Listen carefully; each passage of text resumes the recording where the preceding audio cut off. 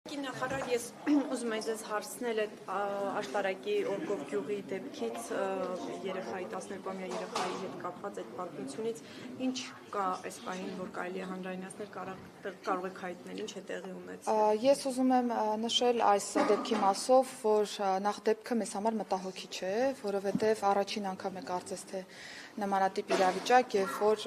ունենք այսպիսի դեպք, ամբողջ իրավապահ համակարգը այս պայծրությամբ աչոչ կերպով դիտարկում է դեպքը, ունենք հաղորդում, որը փոխանցել ենք քննչական մարմնին, ոստիկանությունը օպերատիվ հետախուզական ինտենսիվ աշխատանքներ է տանում, սկզբից ունեինք անձնույնականացված, բայց կարծես թե փաստերը բավարար չէին եղել, որպեսզի վստահ լինենք, որ տվյալ անձի կողմից է կատարվել, հավելյալ մանրամասներ այս պայծրությամբ չեմ կարող հայտնել, բայց ուզում եմ նշել, որ փորձաքննության արդյունքում, ինչպես գիտեք, թմրամիջոցի հետք էր նախնական տվյալներով հայտնաբերվել, այս պայծրությամբ աշխատում ենք, որպեսզի տեսնենք ամբողջ պատկերն ինչպիսին է եւ արագ գնանք առաջ, վստահ եղեք, որ հարցը իմ հսկողության ներքո է գտնվում եւ ցանկացած ճշգրիտ ինֆորմացիա ունենալու պայմաններում կհանրայնացնենք։ Ինչ վարկածներ կան նման դեպքներ, ինչ նկատենք, որ այդ տարիքի երեխայի մոտ այդպիսի բան է հաստատվել, թե ինչ մանրամասներ։ Այո, ընդ որում, քանի որ երեխան տեղափոխվել է նաեւ բժշկական հաստատություն, սկզբից անհասկանալի է նաեւ ծնողների համար եղել, թե ինչի պատճառով է դեպքը տեղի ունեցել, բայց հետագայում քանի որ ունեցել ենք առաջնային մասնագիտական կարծիք, թմրամիջոցի հետքեր հայտնաբերվել, բնականաբար բոլոր ուժերը լարել ենք, որպեսզի հասկանանք, թե ինչպես է դեպքը տեղի ունեցել, ինչ պայմաններում եւ արդյոք գործ ունենք վերջնական փորձաքննությամբ թմրամիջոցի։ Այս բահին որևէ վարկածք կարող եք ասել, ինչ է տեղի։ Տարբեր հանգամանքներ են քննարկվել, քանի որ էքսկուրսիայի էին գնացել տվյալ դասարանով, ուսուցիչները եւս ուղեկցել են, տարբեր վարկածներ կային կապված միջավայրի հետ, բայց այս պահին թույլ տվեք ձեռնպահ մնալ որևէ բան հայտարարելուց, որովհետեւ ի սկզբանե որոշ վարկածներ կային, որոնք հերքվեցին, դրա համար մի փոքր աշխատենք ավելի ինտենսիվ, շարունակենք աշխատանքը, անպայմանորեն կհանրայնացնենք։ Ոչ, նմանատիպ դեպք չունենք, բայց միանշանակ է, որ ամբողջ դասարանին ենք նաև ուշադրության կենտրոնում պահել եւ դպրոցին, որպեսզի հասկանանք ռեալ պատկերը ինչպիսին է եւ եթե կա լրացուցիչ այլ անձ ներգրաված թեմայում անպայմանորեն դա Ով տվել է այդ ենթադրյալը թմրանյութ բանակով։ Այս պահին վերջնական նույնականացված անձ չունենք, Նարեկ ջան, ես նշեցի, որ տարբեր վարկածներ են քննարկել, տարբեր անձանց ենք նույնականացրել, բայց վստահ եմ գիտեք, որ իրավական process-ը պիտի պատշաճ շեմ ունենանք նաև հաղթահարելու, որ վստահ ասենք, որ տվյալ անձն է ներգրաված, կարծում եմ կարճ ժամանակ անց հանդես կգանք ճշգրիտ հայտարարությամբ։ Միայն այդ մի րոպե, այդ ամբողջ դասարանում միայն այդ երեխայի մոտ է հայտնաբերված։ Այո, մի անձի մասին է խոսքը։ Կներեք, ելի նորից ճշտեմ, որ դուք ասում եք առաջին դեպքն է, մի հատ կասեք նորից ինչ առաջին այդ տարիքի այդ տեսակի թմրանյութի օգտագործման կամ հայտնաբերման։ Նմանատիպ իրավիճակ առաջին անգամ է, որովհետև մինչ այս պահը ինչ ինֆորմացիա որ հանրայնացվել է նաև հանրային տիրույթում, բոլորը ճշգրտվել են նմանատիպ իրավիճակներ չեն եղել, ընդ որում մենք հորդորել ենք նաև նմանատիպ գրառումներ կատարողներին հանդես գալ հանցագործության մասին հաղորդում, 0 հաղորդում ենք ստացել այդ մասով, Մղջյանի դեպքի մասով վստահ եմ գիտեք, որ ի սկզբանե հայտարարում էր, որ թմրամիջոց է, բայց թմրամիջոց չի եղել եւ այսպես շարունակ եւ բնական է որ ցանկացած մտահոգող ազդակ մեզ համար կարեւոր է այս դեպքը ամբողջ ուշադրության կենտրոնում է իրավապահ համակարգի եւ վստահ եմ որ կարճ ժամանակ անց ամբողջ պատկերով հանդես կգանք հայտարարությամբ։ Իսկ երեխան կարողանում է շփվել ինչ որ տեղեկություններ անել, որտեղ նախնական բանին է ունի հիշողության կորուստ։ Այս պահի դրությամբ երեխայի վիճակը ըստ մեր տեղեկությունների արդեն իսկ փոփոխության է ենթարկվել, որոշակի շփումներ նաեւ եղել են, երեխան ինքը որոշակի տվյալներ է նաեւ հաղորդել, բայց հաշվի առնելով թեմայի նրբությունը եւ զգայունությունը հարգելի գործընկերներ, ես առաջարկում եմ այլևս անդրադարձ չկատարել։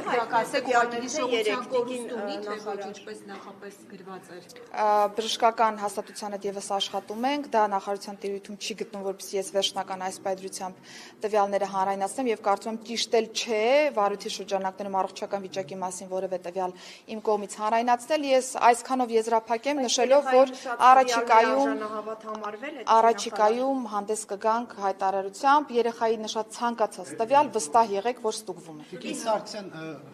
այլ թեմայով է, Խնդրեմ այլ թեմայով եթե կա։ Չէ, ընդհանուր պատկերը մի հատ, եթե Այլ բան չունեմ ուղղակի ասելու այս դեպքեր թեմայով։ կապված, չէ, ընդհանուր առմամբ դպրոցականների շրջանում կարող եք ասել ինչ պատկեր կա հիմա Հայաստանում։ Ես առիթ ունեցել եմ 25 թվականի տարին ամփոփելու ժամանակ էլ, ձեզ հետ ցանկացած շփման ժամանակ էլ նշելու, որ մենք անչափահասների մասով որևէ մտահոգիչ պատկեր չունենք, որովհետև մեր վիճակագրական բազան մշտապես մինչև 10 դեպքի շրջանակներում է տատանվել վերջին տարիներին եւս։ Ես բազմիցս նաև շեշտել եմ սրա կողքին, որ ինձ համար կարևոր է կենտրոնանալ անչափահասների եւ երիտասարդության վրա, որովհետև նրանք են ձևավորում առաջիկա տարիներին հանրային անվտանգության այն մակարդակը, որը որ մենք ունենանք, եւ կարևոր է, որ այս հատկապես հատվածում այս անձանց նկատմամբ հսկողությունը շատ ավելի ուժեղ լինի եւ եթե կա անհանգստացնող դրվագ, դա մինչեւ վերջ մենք կարողանանք բացահայտել, շղթան հասկանալ, որ հետագայում նման դեպքերը ավելի ճշգրիտ կարողանանք կանխարգել։ Իսկ Սարգսյան երեք կառավարության նիստով մի չզեկուցվող նախագիծ ընդունվեց, որը եթե չեմ սխալվում 300 քանի միլիոն դրամի էլեկտրոնային ձեռնաշխտաներ է ներքին գործերի նախարարությունը գնում, ինչ նպատակով։ Դա կարծում եմ ոչ մի տարօրինակ բան չկա, ընտանեկան բռնության մեկի արժեքը 2 քանի միլիոն դրամ էր մի հատի արժեքը։ Հիմա բացատրեմ։ Մենք ունենք ընդունված օրենսդրական նախաձեռնություն, որով ընտանեկան բռնության շրջանակներում ընտանեկան բռնության զոհին եւ բռնարարի նկատմամբ կարող է կիրառվել նմանատիպ էլեկտրոնային հսկողություն, որpիսի եթե օրինակ կա միջոց, որ պիտի չմոտենալ զոհին 50 մետր կամ 100 մետր, համապատասխան միջոցներ են տրամադրվում թե բռնարարին, թե զոհին, որpիսի ցանկացած խախտում այս միջոցի կիրառման կարողանանք մենք թվային պատկերով տեսնել եւ անմիջապես ռեակցիա տալ, որpիսի հետո այն խոսակցությունը չլինի, որ ես չէի մոտեցել ես այս խախտումը չէի արել, չկարողանանք դա հիմնավորել եւ այսպես շարունակ եւ այս համակարգերը ըստ էության միջազգային տարբեր երկրներում կիրառություն ունեն, մի քանի ընկերություններ կան, որոնք համաշխարհային մակարդակում սպասարկում են այս կարիքը, ընդ որում սպասարկում են թե ընտանեկան բռնության զոհերի մասով, թե տնային կալանքի տակ գտնվող անձանց մասով եւ դա ոչ թե վերաբերում է ընդամենը մի միջոցին, այսինքն մի թևնոցին էլեկտրոնային, այլ դա վերաբերում է ծրագրային ապահովմանը, սերվերային համակարգին, ընդհանուր սխեմային, որովհետեւ դա միայն մի գործիքը չէ եւ կարիք կա նաեւ անընդհատ թարմացնելու այս համակարգը լիցենզիոն տարբեր ծրագրերից օգտվելու հետ կապված հարցեր կան, բաց թափանցիկ մրցույթ ենք ունեցել, մրցույթում ունեցել ենք հաղթող եւ այս պայմաններում կարիք կա նաեւ ֆինանսավորում ապահովելու, որպեսզի պայմանագիրը կարողանան կնքել եւ ներդնել Հայաստանի Հանրապետությունում այս կարեւոր համակարգը, որը ընտանեկան բռնության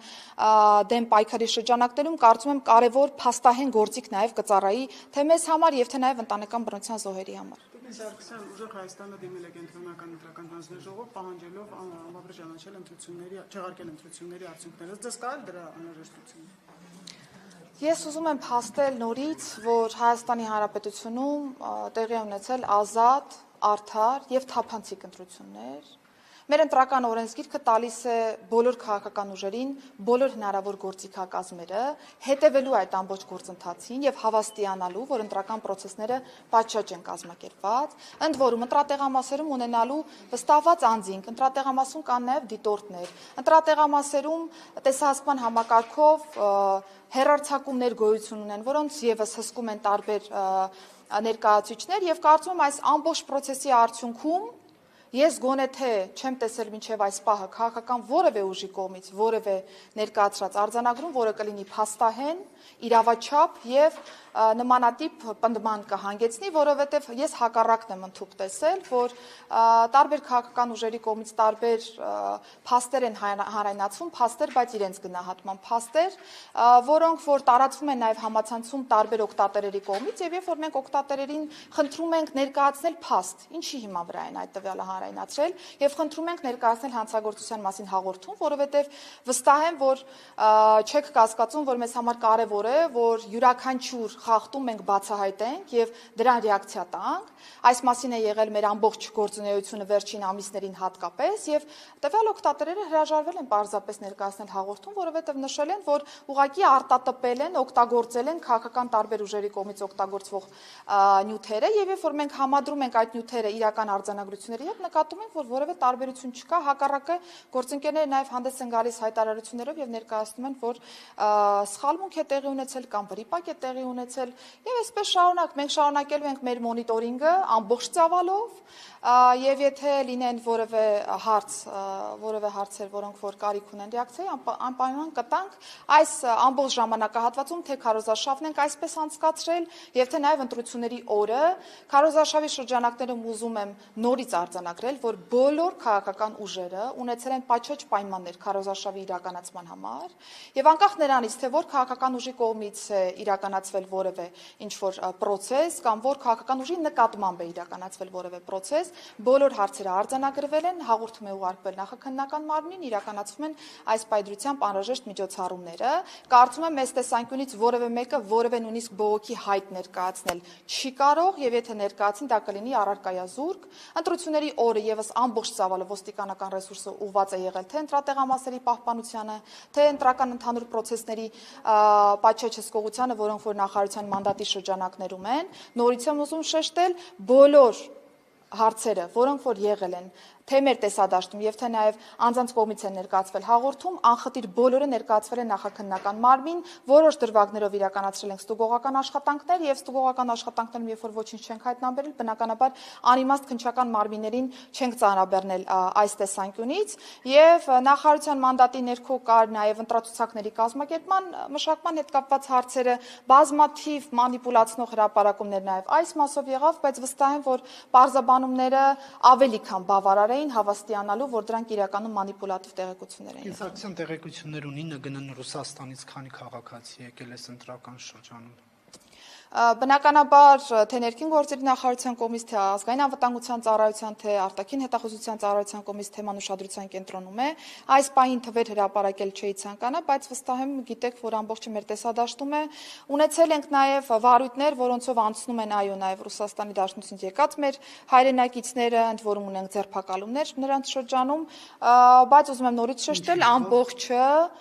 իրավաչափ վարույթի շրջանակներում, եթե հայտնաբերել ենք, որ եղել է ընտրողի իրավունքի վրա ազդեցություն կամ իրենք որևէ ձևով խոչընդոտել են որևէ ընտրողի ընտրական իրավունքը, ապա նրանք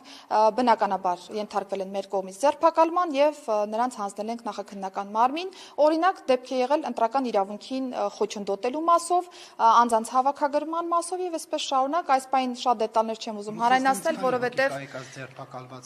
թիվ այս պայծրությամբ ասել չեմ կարող, որովհետեւ process-ները շարունակվում են, ես նիստի ժամանակ էլ նշեցի, որ մեր կյանքը չի ավարտվում միայն ընտրության օրով, մենք շարունակում ենք օպերատիվ հետախուզական միջոցառումները, քննչական մարմինները շարունակում են նախաքննության իրականացումը եւ ես վստահ եմ, որ հաջորդիվ կտեսնեք, որ ելի ձերբակալումներ կան եւ ելի եթե կարիքը լինի նաեւ ավելի խիստ խափանար միջոցի կիրառման դեպքեր։ Իսկ Սարգսյան մի հարց էլի, քանի որ ընդդիմությունը անդադ շահարկում էր, որ մահացած մարդկանց անուններ են ցուցակներում, խնդրեմ ասեք, երբ են տպվել այդ ցուցակները, որովհետեւ բնականաբար վերջին օրով չէին տպվի եւ այդ ընթացքում հնարավոր է մահանալ։ Բնականաբար մենք ունեցել ենք նախնական ցուցակի հրապարակում, ունեցել ենք վերջնական ցուցակի հրապարակում, որը վստահ եմ գիտեք, որ հենց հունիսի 7-ը չէ, այսինքն դրան նախորդող ժամանակահատվածում են տպագրվել։ Մենք աշխատել ենք նաև քաղաքացիական կազմության ակտերի գրանցման գործակալության հետ, ով որ արձանագրում է մահվան փաստերը, հնարավորինս ֆիլտրել ենք բոլոր ցուցակները, ընդ որում process-ն այնքան թափանցիկ է եղել, որ մենք ես չեմ հիշում ընտրություն, որի ժամանակահատվածում ներքին գործերի նախարարությունը այսչափ լայն հանրային իրազեկումներ իրականացնի եւ անընդհատ ուշադրությունը հրավիրի մեր բոլոր քաղաքացիներին դեպի ընտրացուցակները։ Մենք բազմաթիվ ձևով հանրայնացրել ենք, բազմաթիվ մեթոդներով հանրայնացրել ենք ընտրացուցակները, կոչ ենք արել մեր քաղաքացիներին դիտարկելու դրանք, եթե կան անճշտություններ կամ եթե կան հաշվառումներ, որոնց հետ իրենք համաձայն չեն, դրա մասին կարող են բարձրաձայնել։ Մենք այս ընթացքում ցանկացած ազդակի տվել ենք համապատասխան ռեակցիա, եթե եղել է ճշգրտման կարիք, ճշգրտում իրականացրել ենք, ընդ որում մահացածների մասով այդ շահարկումը ես կարծում եմ ուղղակի անիմաստ է այս ժամանակահատվածում հատկապես, որովհետև եթե նույնիսկ լինի որևէ մահացած անձի տվյալ, որը մինչև վերջին պահը բնականաբար հնարավորություն կար օբյեկտիվորեն չճշգրտելու, հաշվի առնելով, որ ընտրություններից բավական ժամանակ առաջ է հրապարակվում վերջնական ցուցակը, ուղղակի կարող են պարզ համադրություն անել, տեսնել այդ անձը եկել է քվեարկության, թե չի եկել, շատ պարզ են մեր մեթոդները, ամեն ինչ շատ թափանցիկ է եւ ես վստահ եմ, որ դրանք ուղղակի ընդհանուր խոսույթներ են, որոնց ներքո որևէ փաստ, որևէ մեկը ներկայացնել չի կարող։ Կային, որտեղ մի քանի տասնյակ ընտրողներ էին հաշվառված։ Նարեկ ջան, դա էլ ենք պարզաբանել, ես վստահ եմ, որ դուք բոլորդ հետևել եք այդ պարզաբանումներին, որովհետև մենք տեղեկացնում ենք մշտապես, որ երբ որ ես օրինակ բնակարան եմ ձեռք բերում, նախկին սեփականատերը կարող է ունենալ հաշվառումներ, որոնք որպես կանոն մենք ուշադրություն չենք դարձնում այդ հաշվառումներին եւ չենք հանում տվյալ հաշվառված անձանց մեր բնակարանից որպես սեփականատեր։ Բայց նախնական ցուցակների հրապարակումը հենց դրա համար է, որ դու որպես քաղաքացի տեսնես, թե քո բնակարանում ովքեր կան գրանցված, եւ եթե դու հաշտ չես տվյալ գրանցումների հետ, դիմես եւ անմիջապես հաշվառումները դուրս կբերվեն։ Բայց քանի որ այդ թեզը անընդհատ քննարկվում է այն ֆոնին, որ այ գրանցել են, որ գնան քվեարկեն, սա ուղղակի առարկայազուրկ թեզ է, որովհետեւ հաշվառումը չի որոշում ընտրական իրավունք դու ունես, թե չունես։ Հաշվառումը կարող է որոշել բացառապես այն, թե դու որ տեղամասում կարող ես քվեարկել։ Այսինքն ընդհանրապես սա պրակտիկ գործիք է պետության ձեռքին, որ կազմակերպենք ընտրություններն այնպես, որ տեղամասերում կուտակումներ չլինեն եւ մենք ինքներս պատկերացում ունենանք, թե որքան ընտրող պոտենցիալ կարող է գնալ տվյալ ընտրատեղամաս։ Ընտրական իրավունք ունի Հայաստանի Հանրապետության 18 տարին լրացած յուրաքանչյուր քաղաքացի, անկախ այլ հանգամանքներից։ Այսինքն պահանջները երկուսն են՝ Հայաստանի Հանրապետության քաղաքացի 18 տարին լրացած անց ընտրության օրը։ Մնացյալ բոլոր հարցերը բացառապես կազմակերպչական բնույթ ունեցող հարցեր են եւ կարծում եմ այս տարի հատկապես նմանատիպ թեմաները անընդհատ նորից քննարկելը ավելի ուղղակի առարկայազուրկ է դարձնում են բոլոր պնդումները, որոնք որակվում են հատկապես որպես ընտրակեղծիք։ Հանձնագրերի տպագրությունն ինչ փուլում է, Տիկին Սարգսյան։ Այս պահին բավական ակտիվ փուլում են գտնվում, վերջնականացրել ենք դիզայնը, առաջիկայում կարծում եմ եւս մի անգամ առիթ կունենամ այցելելու Նիդերլանդերի համապատասխան արտադրամաս եւ արդեն 26 թվականի աշտանը կմատուցենք այս ծառայությունները պատշաճ կերպով մեր քաղաքացիներին։ Առաջիկայում նաեւ գրասենյակների մասով որոշակի տեղեկատվություն կտանք, թե որտեղ են հատկապես լինելու, որովհետեւ երբ փուլ ենք նախատեսում, նոր որակի, նոր ստանդարտի գրասենյակները կշահագործենք, հետո դրանց թիվը ավելի կավելացնենք։